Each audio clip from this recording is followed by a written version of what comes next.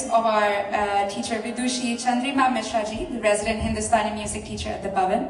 Thank you to Ruchi, Shainima, Rita, Neha, and Mayuk on the harmonium, also a student of Vidushi Chandrima Mishraji, and Adit on the tabla, student of Pandit Rajkumar Mishraji. Thank you.